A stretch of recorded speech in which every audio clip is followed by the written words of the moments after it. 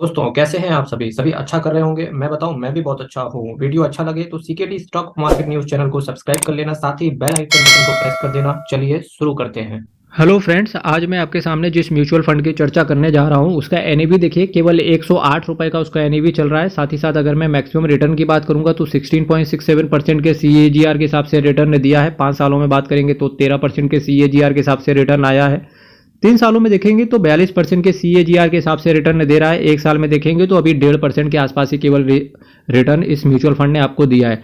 जबकि मैं मैक्सिमम 16% के सीएजीआर के हिसाब से अगर मैं बात करूं तो इस म्यूचुअल फंड ने देखिए करीब करीब इस म्यूचुअल फंड को ऑलमोस्ट 10 साल ये म्यूचुअल फंड इन्वेस्टर्स को दे चुका है। 10 साल में 16% के सीएजीआर के हिसाब से रिटर्न अच्छा दिखता है, काफ़ी लोगों को अट्रैक्टिव भी दिखेगा। साथ ही साथ अगर मैं ईएलएसएस कैटेगरी में इस म्यूचुअल फंड के बारे में बात करूं तो दूसरे नंबर पे आता है ईएलएसएस कैटेगरी में। Out of 5 4 star rating value research ने इसको करी है। ये एक क्रेडिट रेटिंग एजेंसी है। आप देख सकते हैं आईडीएफसी के बारे में मैं बात कर रहा हूँ। आईडीएफसी का नाम फिलहाल चेंज हो गया है, बंधन म्यूचुअल फंड हो गया। ये कौन सी कैटेगरी है अभी मैं बात करूँगा। अगर मैं डेलिन जिराड पॉल पिंटो साहब की अगर मैं बात करूँ तो इन फंड मैनेजर की क्वालिफिकेशन आप देख सकते हो। फंड मैनेजर का मतलब होता है मेरे मित्रों कि आपके पैसे को मैनेज कौन करता है। यही डिफरेंट डिफरेंट स्टॉक्स में आपका पैसा लगाएंगे डेनियल पिंटो जी। इसके साथ साथ अगर मैं कुछ और चीज़ों की बात करूं, रिस्क के बारे में बात करूं तो रिस्क आपका वेरी हाई रहेगा। तो म्यूचुअल फंड में इन्वेस्ट, किसी भी म्यूचुअल फंड में इन्वेस्ट करने से पहले अपने स्वयं के एनालिसिस ताकि और फंड मैंने स्वयं के एनालिसिस, साथ ही साथ किसी भी जो फाइनेंस का नॉलेज रखता हो उस बंदे से पूछ कर ही इन्वेस्ट करें। और खुद का एनालिसिस रहेगा ज़्यादा अच्छा रहता है, क्योंकि mutual fund is subject to market risk. Read all scheme से related documents very carefully. Bandhan tax advantage यानी कि ईएलएसएस फंड की बात कर रहा हूँ। ये इसका पुराना नाम आईडीएफसी म्यूचुअल फंड था, फिलहाल बंधन म्यूचुअल फंड हो चुका है।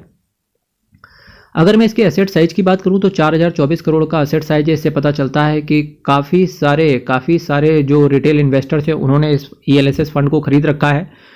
होप्स हो कि ये म्यूचुअल फंड अच्छा हो। फिलहाल चल के बात करेंगे। अगर मैं इसके एक्सपेंस रेशियो की बात करूं तो बेहतरीन ये एक्सपेंस रेशियो है इसका। कैश होल्ड की बात करेंगे तो 6.60% का अच्छा है, कैश होल्ड करके बढ़िया चल रहे हैं। S&P BSE 500 total return index को इन्होंने सेलेक्ट किया है। इनको अपने फंड्स के ऊपर पूरा तरीके से विश्वास है। यही रीज़न है कि अगर आप इस फंड से आज पैसा लगाओ, कल आपका अगर मूड बदल जाए तो विड्रॉवल पे कोई चार्जेस है नहीं।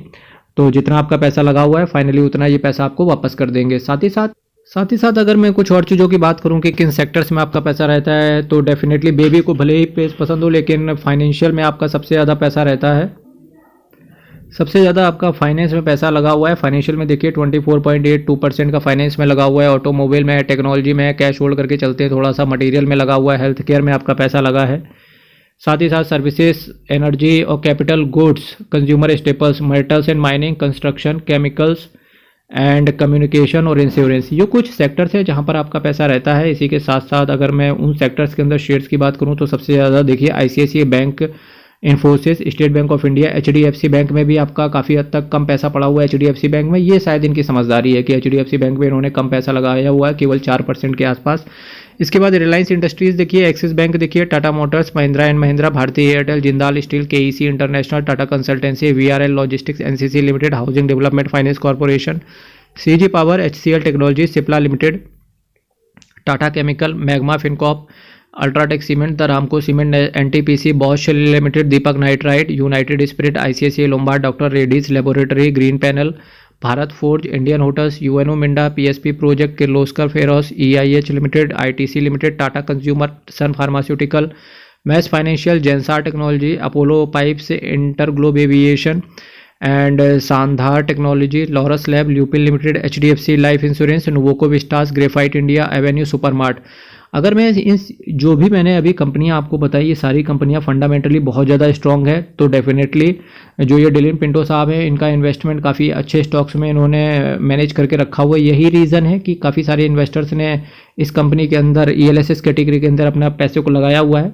तो काफ़ी अच्छी चीज़ें हैं। अगर मैं इसके कंपेटिटर की बात करूँ तो देखिए quant tax plan, direct plan group, ये भी एक अच्छा फंड है। पराग पारिक का भी अच्छा फंड है। PGIM India ELSS tax saver fund direct plan, ये भी एक अच्छा फंड हाउस है। इसी के साथ साथ अगर मैं इसके टोटल अगर मैं बंधन म्यूचुअल फंड की बात करूं तो 1,16,242 करोड़ का एयूएम यानी कि एसेट अंडर मैनेजमेंट है और टोटल 153 स्कीम को ये मैनेज करके चलते हैं। तो आज से मैं यही चर्चा इस म्यूचुअल फंड की आज मैंने बंधन म्यूचुअल फंड के ELSS कैटेगरी फंड की बात करी, जो कि एक अच्छा फंड हाउस है, और यहीं समाप्त करेंगे। वीडियो अच्छा लगता हो मेरे मित्रों, चैनल सब्सक्राइब जरूर कीजिएगा, बेल आइकन बटन को दबा के रख लीजिएगा। कल फिर मिलेंगे same time same channel. Bharat माता की जय। बहुत बहुत धन्यवाद।